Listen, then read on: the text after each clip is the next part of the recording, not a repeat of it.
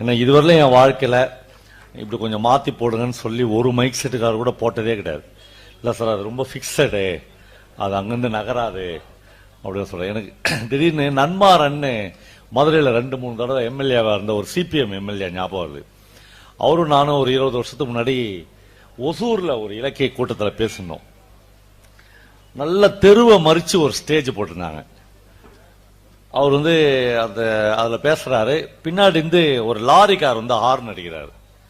நன்மாரன் மைக்லேயே அவருக்கு பதில் சொன்னார், அண்ணே ஸ்டேஜ் நகராதனே, நீங்க தான் சைடு எடுத்து போகணும் அப்படின்னாரு. அதாவது இந்த நம்ம எல்லாருமே ஒரு பிக்சடு மைண்ட்ல இருக்கிறோம். இவ்வளோ பெரிய மேடைக்குதுல, இது வந்து கலைஞர் கருணாநிதி எம்ஜிஆர்லாம் பேசுற மேடை, இலக்கிய மேடை இது கிடையவே கிடையாது. இலக்கிய மேடைன்றது நாம சுத்தி வீட்டில் உட்காந்து திண்ணையில உட்காந்து சும்மா கொஞ்ச நேரம் நம்ம லைஃப். இலக்கியன்றதே என்னங்க, இலக்கு பிளஸ் அதெல்லாம் ஒரு ஈயமோ மண்ணாங்கட்டியும் இல்லை. நம்ம லைஃப் இருக்குல்ல, அதுல நம்ம மறந்து போன சில விஷயங்களை நினைவுபடுத்தி பார்க்கறது, அவ்வளோதான். மெமரபிளா கொண்டு ஒரு பழைய காதலிய 25 வருஷம் பொறுத்து நீங்க ஒரு சினிமா தியேட்டர் வாசல்ல மீட் பண்ணிட்டீங்கன்னு வச்சுங்க, நீங்க பேருரையா ஆற்றுவீங்க, ஒரு உரையா ஆற்ற மாட்டீங்க. பேசாம ஒண்ணுமே பேச தோணாது, பேசாம போயிடுவீங்க. அந்த மூமெண்ட் இருக்குல்ல, அதான் லிட்ரேச்சர், அதான் இலக்கியம். நாம தெரியாம நிறைய பேர் பேருரை ஆற்றினேறோம். ஒரு நாள் முழுக்க பேசி போட்டு நம்ம வீட்டுக்கு போனோம். அப்புறம் ஒரு தோழர் சொன்னார், அண்ணே நீங்க எத்தனாயிரம் மேடையை பார்த்து, சத்தியமா எந்த மேடையும் பார்த்தால எழுதுற ஆட்கள் பேசவே கூடாது அப்படின்னு தான் திரும்ப திரும்ப சுந்தராம் சாமி மாதிரியான ஆட்கள் சொல்லினே இருந்தேன். ஏன்னா பேச்சுன்றது வந்து ஒரு பெரிய போதை. அந்த போதை உங்களுக்கு எதிரிலேயே கிடைக்குதுன்னு வச்சுங்க. உங்களுக்கு எதிரில் இருக்கிற ஒரு வாசகன் நீங்க பேசுறத பார்த்து கைத்தட்டி அழுது கொண்டாடுறாருன்னு வச்சுங்களேன், எழுத்துக்கு அது கிடைக்காது, அது ரொம்ப லேட்டா கிடைக்கும். அந்த ப்ராசஸ் ரொம்ப மெதுவா நடக்கும். அப்படி பேச்சில் அப்படி கிடைக்கும் போது நீங்க என்ன பண்ணுவீங்க, எழுதின்னு கிடக்கிறத விட பேசாம பேசலாம் அப்படின்னு நினைச்சிருவீங்க. அப்படி பேசின ஆட்கள்லாங்கிறாங்கல்ல, அவங்கெல்லாம் இன்னைக்கு வரலாற்றில் எங்க இருக்காங்கன்னே தெரியாது. நான் பல பெயர்களை உங்களுக்கு சொல்ல முடியும். அவங்களாம் அதனால பேச்சு செகண்டரி அப்படின்னு சொல்ல, அதுக்கு லிட்ரேச்சர்ல ஒரு பெரிய இடம் இல்லை, எழுத்துக்கு மட்டும்தான் இருக்குது. ஆனால் துரதிருஷ்டவசமாக தமிழில் எழுத்தாளர்களே பேச வேண்டி இருக்கிறது. அது ரொம்ப அப்படி கையில எண்ணில்லாம் அப்படி சில எழுத்தாளர்கள் தான் பேசவும் செஞ்சாங்க. குறிப்பா ஜெயகாந்தன், எஸ் ராமகிருஷ்ணன், அப்படி கொஞ்சம் பேர் சொல்லலாம். அதுக்கு முன்னாடி கொஞ்சம் பேர் மட்டும்தான் உறக்க பேசினாங்க. ஜீவா மாதிரியான ஆட்கள் பேசினாங்க. மற்றவங்களும் ரொம்ப சைலண்டா பல வேலைகளை செஞ்சிருக்காங்க. இந்த வண்ண ஒரு ரைட்டரை பத்தி நீங்க கேள்விப்பட்டிருப்பீங்க. அவரு எனக்கு தெரிஞ்சு மைக் முன்னாடி நின்னதே கிடையாது. அவருடைய தெருவுக்கு பக்கத்து தெருவில் நாங்கள் ஒரு பெரிய கூட்டம் நடத்தணும். அவருடைய நாவல் பத்தி அவரை கூட்டணுன்னே, ஐயோ எனக்கு மைக்கு பார்த்தா பயம், நான் வரல அப்படின்ட்டார். அப்படி சில சென்சிட்டிவான ரைட்டர்ஸ் இருக்காங்க. அவங்க எல்லாருமே தாங்கள் எல்லாத்தையுமே எழுத்துல பேசிட்டு தான் நினைக்கிறாங்க. அதான் ரொம்ப முக்கியம். நான் திருவண்ணாமலைக்கும் தர்மபுரிக்குமான லேண்ட்ஸ்கேப் இருக்குல்ல, நிலப்பரப்பு இருக்குல்ல, அது ஒரே மாதிரியான நிலப்பரப்பு.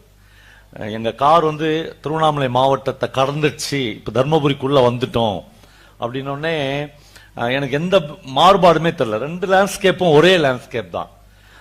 எங்க மனிதர்கள் எல்லாமே ஒரே மாதிரியான மனிதர்கள் தான். இப்போ தர்மபுரி மாவட்டத்தில் இருக்கிற மனிதர்களுக்கு பல்லுல ஒரு லேசான மஞ்சள் இருக்கும், பாத்துக்கிறீங்களா நீங்க? ஆமா, அது எங்க திருவண்ணாமலை மாவட்டத்தில் இருக்கிற மனிதர்களுக்கு நல்லா வெள்ளையா இருக்கும். பல்லு விளக்கல்னா அதுவும் ஒரே மாதிரி தான் இருக்கும். இந்த மாதிரியான சின்ன சின்ன மாறுதல்களை தவிர எங்கள் மனிதர்கள் எல்லாம் ஒரே மாதிரியான மனிதர்களை கொண்டவங்க நாம. இப்போ நம்ம திரைப்பட தயாரிப்பாளர் சொன்ன மாதிரி, திரைப்படத்தெல்லாம் ரொம்ப முக்கியமான யாருமே இங்கிருந்து போகல அப்படின்னு சொன்னார்ல, அது மாதிரி திருவண்ணாமலை, தர்மபுரி, இந்த வேலூர், இந்த மாவட்டங்கள்லாம் லிட்ரேச்சர் மேப்ல ரொம்ப ட்ரையான இடம் உண்டு. இங்க இருந்தெல்லாம் பெரிய கலைஞர்களே வரல. திருநெல்வேலி, தஞ்சாவூர், இங்கிருந்துதான் மிகப்பெரிய இலக்கிய ஆளுமைகள், இசை மேதைகள்லாம் வந்திருக்காங்க. இதெல்லாம் ரொம்ப ட்ரையான ஏரியா. இங்க இருந்தெல்லாம் பெருசா ஆட்கள் வரல அப்படின்னு ஒரு சாபம் நமக்கு உண்டு. ஆனா எனக்கு என்ன தோணுன்னா, என் ஒய்ஃப் கூட வரும்போது கேட்டா, தர்மபுரி ரொம்ப ட்ரையான ஏரியாவா அப்படின்னா, இல்ல இந்த லேண்ட்ஸ்கேப் ரொம்ப அபூர்வமான லேண்ட்ஸ்கேப். இங்கதான் மாமரம் நிறைய இருக்குது, தென்னை மரம் நிறைய இருக்குது, எல்லா வகையான பயிருங்க விளையும். இப்போ அதை நான் எப்படி உதாரணமா சொன்னேன்னா, இந்த ஒரு பொண்ணு வந்து சிகப்பா இருந்தாவே ரொம்ப அழகான பொண்ணு அப்படின்னு நம்ம தப்பான கான்செப்ட்லாம் வச்சுருப்போம். வெள்ளை வெளியேர்னு 100% வெள்ளையா ஒரு பொண்ணு இருந்துச்சுன்னா உங்களால கிட்டே போக முடியாது, இதுக்கு ஏதோ வியாதின்னு நினைச்சிருவோம். அந்த மாதிரி இப்ப எக்கச்சக்கமா தண்ணி பாயிற ஒரு ஊர் இருக்குன்னு வச்சுங்களேன், வெறும் நீங்க நெல் மட்டும் தான் அங்க பயிர் வைக்க முடியும். நீங்க மல்லாட்டை போட முடியாது, கேவுரு வைக்க முடியாது, எல்லாம் கலந்த ஒரு லேண்ட்ஸ்கேப் இதுல. அது ரொம்ப அபூர்வம், நமக்கு அதை கொண்டாட தெரியல. இது ட்ரை அப்படின்னு நம்ம சொல்றோம். உலகம் முழுக்க கருப்பும் மாஞ்செவிலும் உள்ள பெண்கள் இருக்கிறாங்களே, அவங்க தான் அழகு அப்படின்னு உலகமே ஒத்துனுக்குது. இப்ப ஆனா நமக்கு வந்து இதுவரையிலும் உலகம் முழுக்க கற்பிக்கப்பட்ட பொய்கள் இருக்குதுல்ல, அது என்னன்னா, இந்த சிகப்பா இருக்கிறவன் வந்து பொய்யே சொல்ல மாட்டான், அவன் ரொம்ப யோக்கியன், இந்த டை கட்டின்னு ஷூ போட்டுன்னு வரான்ல அவன் தான் கோடி கோடியா ஏமாத்துறவன், அவனை தான் நம்ம யோக்கியன். அந்த எப்பயுமே திருடன் பிட் பாக்கெட் அடிக்கிறவெல்லாம் பார்த்தா கருப்பா இருப்பான், என் கலர்ல, உன் கலர்ல இருக்கிறவெல்லாம் ஏமாத்துறவன் அப்படின்னு நீங்க பாத்தீங்கன்னா, இந்தியா சுதந்திரம் அடைஞ்சு இதுவரையிலும் இந்த டை கட்டினவன், சகப்பா இருந்தவன், அப்படி சக்கச்செவேல் நின்றவன், தட்னா ரத்தம் வரவன், இவன் தான் இவ்வளவு சீரழிவையும் பண்ணி நம்மள இந்த நிலைமைக்கு உண்டாக்கி வச்சுக்கிறான். இன்னும் இந்த கருப்பா இருந்தவங்களும் அங்க போகவே இல்லை. இவன் வந்து ஒரு ஒரு முக்கா யோகியனாகிறான். பிரபஞ்சன் சொல்லுவார், இலக்கியம் என்ன சார் மனுஷனுக்கு பண்ணிடும் அப்படின்னு கேட்டாருன்னா, இல்லை பிரபஞ்சன் சொல்லுவார், சார் ஒன்னும் பண்ணாது சார், ஒரு முக்கா யோகியனா மனுஷனை மாத்தும் சார். நான் ஒரு நாள் அவர்கிட்ட கேட்டேன், சார் முக்கா யோகியன்னா என்ன சார்னு. ஒண்ணு இல்லை சார், நீங்க 500 ரூபாய் கொடு அப்படின்னு உன்னை கேட்கும்போது குறைஞ்சபட்சம் அந்த கிளார்க் இலக்கியம் படிச்சவனா தானே சுத்தி முத்தியும் பார்ப்பான், யாருன்னா மனுஷங்க நம்மளை பாத்துறாங்களான்னு அசிங்கப்படுவான். இலக்கியமே படிக்காதவன் 500 ரூபாய் கொடு அப்படின்னு கை நீட்டுவான், அவனுக்கு எந்த அசிங்கமும் இருக்காது. இப்ப லிட்ரேச்சர் என்ன பண்ணுன்னா, இந்த 500 ரூபாய் கொடு அப்படின்னு உன்னை வந்து குற்ற உணர்வுக்கு ஆளாக்கும். அதுதான். அப்புறம் இலக்கியவாதிகள் எல்லாமே நாம இதுவரையிலும் நாம ஒதுக்கி வச்சிருக்கிற மனிதர்கள் இருக்காங்கல்ல, பிட் பாக்கெட் அடிக்கிறவன், விபச்சாரி, கூட்டி கொடுப்பவர்கள், அப்புறம் வந்து பொறுக்கிகள், எதுக்குமே லாய்க்கப்படாதவன், இவன் வந்து செத்ததும் ஒண்ணுதான் உயிரோட இருக்கிறதும் ஒண்ணுதான், இப்படி கான்செப்ட்ல நாம் வச்சுக்கிற எல்லா மனிதர்களையும் இலக்கியவாதிகள் நீ உத்தம, நீ வந்து ராஜா, நீ வந்து கடவுள் அப்படின்னு வைக்கிறான். அப்படியே நேர் எதிராகுது. மனுஷங்க நான் ஒரு 100 கூட்டத்தில் சொல்லியிருப்பேன், பரவாயில்ல, அதனால இன்னொரு கூட்டத்துன்னு சொல்லலாம். மலையாளத்தில் பஷீர்னு ஒரு பெரிய ரைட்டர் இருந்தார், நிறைய இடங்கள்ல நான் சொல்லியிருக்கேன். ஏன்னா எனக்கு ஒரு மூடு செட்டப்புக்கு அந்த கதை தேவைப்படும். அவர் வந்து 65 வயசு 70 வயசுல வீட்டில் உட்காந்து எழுதினுங்கிறார். ஒரு 9 மணிக்கு எழுந்துச்சு, பசிக்குது சாப்பிட்டு வரலாம் அப்படின்னு போறாரு. ரொம்ப தூரம் நடந்து போயிடுறாரு, கேலிக்கேட்ல இருந்து ஒரு 5 கிலோமீட்டர் தூரம் நடந்து போய் ஒரு ஹோட்டல்ல போய் சாப்பிட்றாரு. சாப்பிட்டு முடிச்சுட்டு 2 ரூபாய் ஒரு மசால் தோசை சாப்பிட்டு முடிச்சுட்டு ஜிப்பாவில் கை விடுறாரு. பார்த்தா பர்ஸ் இல்லை. அந்த கல்லாவில் உட்காந்துக்கிறவன் கேட்கறான், பர்ஸ் இருக்காதே அப்படின்றான். சார் இல்லை, நான் வீட்டில இருந்து புறப்படும் போதே பர்ஸோடு தான் வந்தேன். யோ, உன்ன மாதிரி ஒரு நாளைக்கு எத்தனை பேரை நான் பாக்குறேன். இவர் ரொம்ப அசிங்கப்பட்டுறாரு. ஏன்னா இவர் வந்து பெரிய ரைட்டரு. ஒரு எழுத்தாளனுக்கு என்ன மாதிரி, இப்ப எனக்கெல்லாம் நல்லா ஒண்ணுமே இல்லாத ஆளா இருந்தாலும் கூட நான் என்ன நினைப்பேன், இந்த தமிழ்நாடே என்னால் தான் இயங்குதுன்னு நினைச்சுக்கோ. நானே ஒரு எழுத்தாளன் அப்படி நினைப்பான். அதுக்கான எல்லா கெத்தும் அவனுக்கு இருக்கும். நம்ம வந்து நம்ம சொல்றபடி அப்படிதான் பெரிய ரைட்டர்ஸ் எல்லாமே நினைப்பான். பஷீர் வந்து கேரளாவே எந்து அப்படின்னு நினைக்கிற ஆளு. 2 ரூபாய் மசால் தோசை காசு இல்லை. அவன் வந்து இவரை ரொம்ப இழிவுபடுத்துறான், வெங்காய உரிக்க சொல்லுவான், அப்படிலாம் இவர் நினைக்கிறார். அவன் என்ன சொல்றான், அதெல்லாம் வேணாம், உன் ட்ரெஸ்ஸை கழட்டி வச்சுட்டு போன்றான். ஒரு 65 வயசு மனுஷன் பயங்கர அவமானப்பட்டு அவன் பயங்கரமா கத்துறான். இவர் வந்து ஜிப்பாவை கழட்டி அவன் கல்லா மேல வைக்கிறார். அப்ப அவர் ஒரு வரி எழுதுறாரு, எதேச்சா திரும்பி பார்த்தேன், ஒரு 100 பேர் அந்த ஹோட்டல்ல சாப்பிட்டு இருந்தாங்க. எல்லா மனிதர்களின் கண்களிலும் ஒரு சக மனிதனின் நிர்வாணத்தை பார்ப்பதற்கான ஆர்வம் மின்னிட்டதை நான் பார்த்தேன் அப்படின்னு எழுதுறாரு. ஒரே ஒருத்தம் கூட எழுந்து வந்து 2 ரூபாய் தானடா நான் தரேன், ஒரு பெரிய 65 வயசு ஆளை சட்டையை கட்ட சொல்ற அப்படின்னு எவனுமே கேட்கல. ஐயோ, இன்னும் கொஞ்ச நேரத்துல இந்த ஆளை நிர்வாணமா நிக்க வைக்க போறாங்கன்ற ஒரு மனிதர்களுடைய மனநிலை எப்படி மாறி இருப்பாருங்க. ஒரு ஸ்டேட்டோட மனநிலை, ஒரு மாநிலத்தினுடைய மனநிலை அப்படி மாறி இருக்கு. நான் ரொம்ப அவமானப்பட்டு என் ஜிப்பாவை காட்டி வச்சேன், அவன் வேட்டி அவரு அப்படின்னு சொல்றான். நான் வேட்டி எப்படி அவுக்குறதுன்னு நினைக்கும் போது ஒரு அழுக்கு லுங்கி கட்டி கிழிஞ்ச லுங்கியோட பார்த்தாவே நம்ம வந்து ஐயா இவனா அப்படின்னு பாக்குற மாதிரி ஒரு ஆள் வந்து, யோ இது ஐடியா பெரிய ரெடி கேட்டாத ஜிப்பா எடுத்து போட்டு எவ்வளவு தோசை காசு கொடுக்கணும், 2 ரூபாய் நான் தரேன் அப்படின்னு கொடுக்குறாங்க. அவன் நம்மால் சகிக்க முடியாத ஒரு ட்ரெஸ் கோட்ல இருக்கான். அவன் ஒரு அழுக்கு லுங்கி கிழிஞ்சி பனியனோட இருக்கான். இந்த பெரியவரை ரொம்ப ஆதுரமா தோல் மேல கை போட்டு வெளியே கூட்டிட்டு கூட்டிட்டு சொல்றான், என்ன பெரியவரை ஜாக்கிரதையா இருக்க வேணாமா, திருட்டு பசங்க ஊர்ல நீங்க வந்து இப்படி வந்து மாட்டீங்கன்னீங்களே, இந்த பர்ஸ்ல எது உங்க பர்ஸ் பாருங்கன்னு ஒரு 20 பர்ஸை காமிக்கிறான். ஆமா, பஷீருடைய பர்ஸ் அவன்கிட்ட தான் இருந்துச்சு பத்திரமா. அவர் சொல்றாரு, நான் பர்ஸை எடுத்துக்கல, பர்ஸெல்லாம் எடுக்கல நானு. அவன் போயிட்டான், இந்த இருட்டுல தொந்தரவு பண்ணான். ஆனா ஒண்ணு அவன் பேரு என்னப்பா அப்படின்னு கேட்க மறந்துட்டேன். அதனால் என்ன, பஷீர் எழுதுறாரு, அதனால் என்ன, அவன் பெயர் கருணையாகவோ அல்லது அறமாகவோ இருக்கக்கூடும் என்று எழுதுறார். நண்பர்களே, இதுதான் இலக்கியத்தை பற்றி நான் பகிர்ந்து கொள்ள விரும்புகிற செய்தியாக இருக்கும் என்று கருதுகிறேன். இந்த உலகத்தில் திருடன் பிப்பாக்கெட் அடிக்கிற ஒருவனை அவன் பெயர் அறமாகவோ அல்லது கருணையாகவோ இருக்கக்கூடும் என்று உலகத்தின் மகா மேதையாகிய பஷீர் என்கிற ஒரு இலக்கியவாதி எழுதினார் என்றால், இலக்கியம் வேறு எதையோ மனிதனுக்கு செய்கிறது. இப்போ 2 இன்ஜினியர்ஸ், ஹைவேஸ் இன்ஜினியர்ஸ் வந்து பாடல்கள் எழுதியிருக்காங்க, புத்தகங்கள் எழுதியிருக்காங்கல்ல. நீங்க பார்த்திருப்பீங்க உங்க ஊர்ல பல இன்ஜினியர்ஸ், டாக்டர்ஸ், அவங்களாம் இந்த டாக்டர்ஸ்ன்ற கேட்டகரிக்கிறாங்களே. இங்க நம்ம ஒரு டாக்டரை பார்க்குறோம். இந்த டாக்டர்ஸ் வந்து அவன் என்னமோ வேற உலகத்துல இருந்து பிறந்து வந்த மாதிரியே இருப்பான். அவனுக்கும் உங்களுக்கும் எந்த உறவுமே இருக்காது. வந்து உங்க கையை பிடிச்சி பாக்குறது, அவர் ஃபீஸ் வாங்குறது, எல்லாத்துக்கும் எழுதி கொடுக்கறதுக்குல இவரெல்லாம் எப்படி அவர் அம்மா வயத்துல தான் பிறந்திருப்பாரான்னு நம்ம சந்தேகம் இருக்கும். நான் அவர் வேற ஆளா இருப்பார், அவர் வந்து வேறையா இருப்பாரு. அப்புறம் இந்த அரசு பிடபிள்யூடி, ஹைவேஸ், நான் எலக்ட்ரிசிட்டி போர்டு இன்ஜினியர்ஸ் எல்லாம் அவங்க வந்து அந்த எக்ஸிகியூட்டிவ் கேடர் போயிட்டாங்கன்னா அவங்க வந்து வேறையா இருப்பாங்க. அப்படியே ஒரு அவங்க என்னைக்கு அதெல்லாம் இல்லைன்னு புரிஞ்சுக்குவாங்கன்னா, இந்த ரிட்டையர்ட் ஆகி ஒரு மாலை போட்டு ஜீப் லைட் வந்து வீட்டில் விடுவாங்க. அடுத்த நாள் ஒரு நாயும் வராது அவங்க வீட்டுக்கு. அவங்க நாயே அவங்க வீட்டு விட்டு போயிடும். அப்பதான் அவங்களுக்கு தெரியும் ஒண்ணுமே இல்லை பிள்ளை, நம்ம சாதாரண ஆள் தான். இந்த 2 பேர் இருக்காங்கல்ல, அவங்க வந்து இப்படி சர்வீஸ்ல இருக்கும் போதே நாங்க சாதாரண ஆட்கள் தான் அப்படின்னு நிரூபிக்கிறது தான் இலக்கியம். அதான் ரொம்ப முக்கியமான இடம். ஒண்ணு இல்லை சார், ஒண்ணுமே இல்லை. இத பத்தி யோசிக்கிறதுக்கு, பாட்டு எழுதுறதுக்கு, அதுக்கான மைண்ட் செட்டுக்குதுல்ல, அதுவே ரொம்ப முக்கியம்.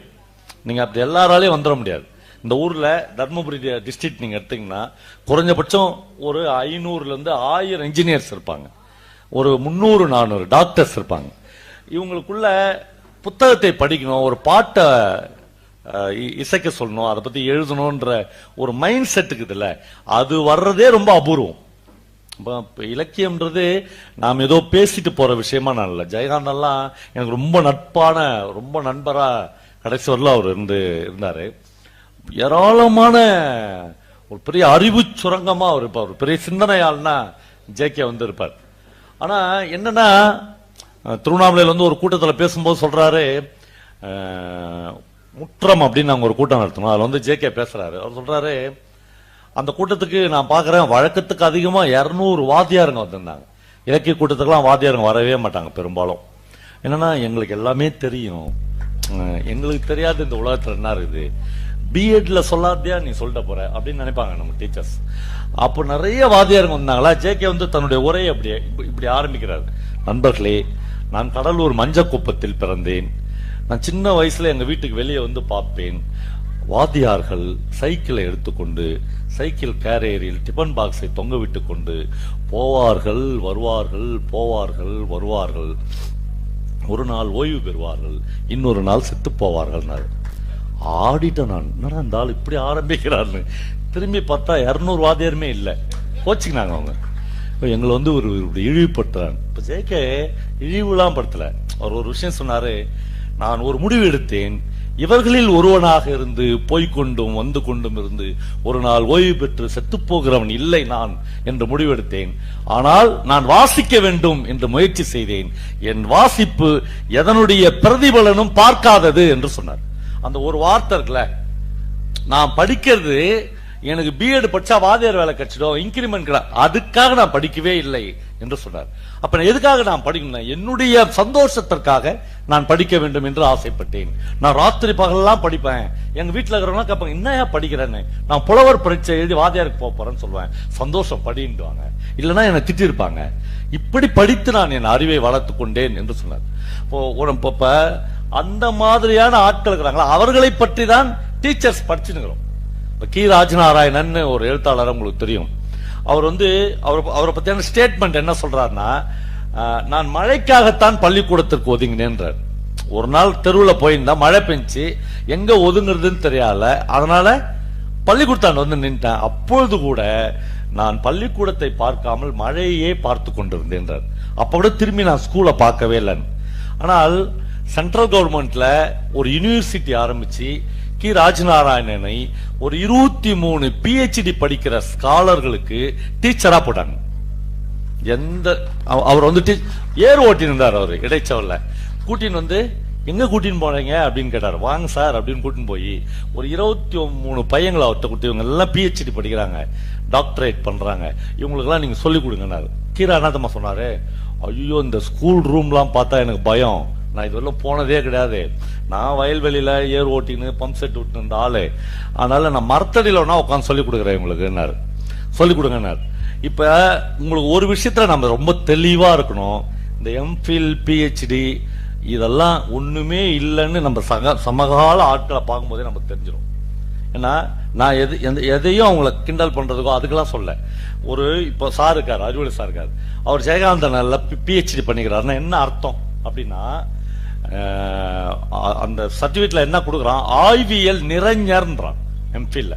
அதாவது ஜெயகாந்தன் அப்படின்னு ஒரு ஆளு எப்ப செத்தாரு, அவர் சாவுக்கு எத்தனை பேர் வந்தாங்கன்னு கூட உங்களுக்கு தெரிஞ்சிருக்கணும். அவரை பத்தி உங்களுக்கு தெரியாத செய்திகளே இருக்கக்கூடாது. அப்படி ஒரு ஸ்காலரா நீங்க அதுக்குள்ள இருக்கணும். எத்தனை பேர் அப்படி ஒரு ஸ்காலரா இருக்கணும். நாங்க வம்சி புக்ஸ் வச்சுக்கிறோம் சொன்னாங்க. எங்க கடைக்கு சார் நான் ஜெயகாந்தன்ல PhD பண்ண போறேன் அப்படின்னு ஒரு வாத்தியார் சொல்லுவாரு. ரொம்ப சந்தோஷம் சார்னா, அவர் எழுதுனதுலே சின்ன புஸ்தகமா என்ன சார் இருக்குது அப்படின்னு கேட்பாங்க. அவர் 4 பக்கத்துல ஒரு ஃபேம்லெட் எழுதிக்கிறாரு, நான் அதை வேணா கொடுக்கட்டுமாங்கன்னு கேட்பேன். இவர் அந்த சின்ன புஸ்தகத்தை படிச்சு அவர்ல PhD பண்ணிட்டு வரான். இவருக்கு ஒரு இன்கிரிமெண்ட் வரும், ஒரு ப்ரொமோஷன் வரும். அது இல்லை நண்பர்களே.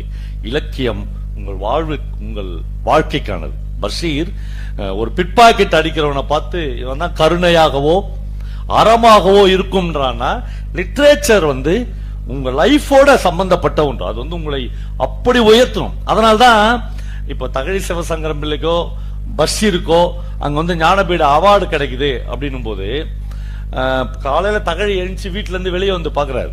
ஒரு 150 பேர் வீட்டுக்கு முன்னாடி கியூல நிக்கிறான். என்னன்றார், உங்களுக்கு நைட் ஞானபீட அவார்டு அனௌன்ஸ் பண்ணிக்கிறாங்க. அவர் அப்படியே பார்த்து ஒரு எழுத்தாளனுக்கு எவ்வளவு மெய் சிரிப்பா இருக்கும். பாக்குறாரு, கேரளாவினுடைய முதலமைச்சர் EK நாயனார் ஒரு கையில ஒரு மாலையை வச்சுக்கின்னு ஒரு 70வது 80வது ஆளா நின்னுகிறார். ஒரு எழுத்தாளனை கௌரவிப்பதற்காக ஒரு முதலமைச்சர் என்கிற அவ்வளவு தூரத்தை நிக்கிறான். நமக்கு வாய்ச்ச முதலமைச்சர் எல்லாம் அது எல்லாமே வேறையா இருந்துச்சு. தமிழ் குடிமகன் அப்படின்னு நமக்கு ஒரு மினிஸ்டர் இருந்தார், ஞாபகம் உங்களுக்கு. அவர்கிட்ட மனா அப்படின்னு ஒரு பத்திரிகையாளர் போய் ஒரு கேள்வி கேட்கிறார். சார், சுந்தரராம சாமியுடைய படைப்புகளை பத்தி நீங்க என்ன சார் நினைக்கிறீங்க? அவருக்கு சுந்தரராம சாமி யாருன்னு தெரியல. அது பரவாயில்ல. ஆனா அவர் சொல்றாரு, இல்லைங்க எங்களுக்கு ஐந்தமிழ் அறிஞர் கலைஞர் தான் அப்படின்றார். இவர் மனா சொல்றாரு, இல்ல சார் எனக்கும் ஐந்தமிழ் அறிஞர் கலைஞர் தான், அதெல்லாம் மாறுபட்ட கருத்து இல்ல. இந்த சுந்தரராம சாமியை பத்தி நீங்க என்ன நினைக்கிறீங்க? திருப்பி திருப்பி கேட்டவனே அவர் ரொம்ப இரிட்டேட் ஆகி, உனக்கு ஒன்னா பெரிய ஆளா இருக்கலாயா சுந்தரராம சாமி, எனக்கு இருக்குன்னு அவசியம் கிடையாதுன்னு சொல்றாரு. மனா சொல்றாரு, சார் எனக்கு ஒன்னும் அவசியம் இல்லை, உங்களுக்கு ஒன்னும் அவசியம் இல்லை. இந்த வருஷம் நோபல் பரிசு பரிந்துரைக்குது இல்ல, அதுல சுந்தரராம சாமி பேர் போய்கிறதா சொல்றாங்க. ஒருவேளை அவருக்கு நோபல் பரிசு கிடைச்சிச்சுன்னு வச்சுங்க, ஒரு தமிழ் ஆளுக்கு நோபல் பரிசு கிடைக்க போகுது. அந்த பீரியட்ல நீங்க தான் கலாச்சார அமைச்சரா இருந்தீங்க, உங்களுக்கே ஒரு பேர் தெரியல அப்படின்றத நான் ரெக்கார்ட் பண்ணிட்டுமான்னு கேக்குறாரு. அந்த பேட்டி அதோடு முடிஞ்சிடுது. நம்ம மந்திரிகள், நம்ம முதலமைச்சர்கள் எல்லாமே இவங்களே பெரிய அறிஞர்களா நினைச்சுக்கிறாங்க. ஆனா பக்க பக்கத்துல இங்க இருந்து நம்ம 50 கிலோமீட்டர் போனா கர்நாடகா பார்டர் வந்துடும் இல்லையா? அங்க போனீங்கன்னா அவன் வந்து ரைட்டர்ஸ மதிக்கிற விதமே வேறையா இருக்கு.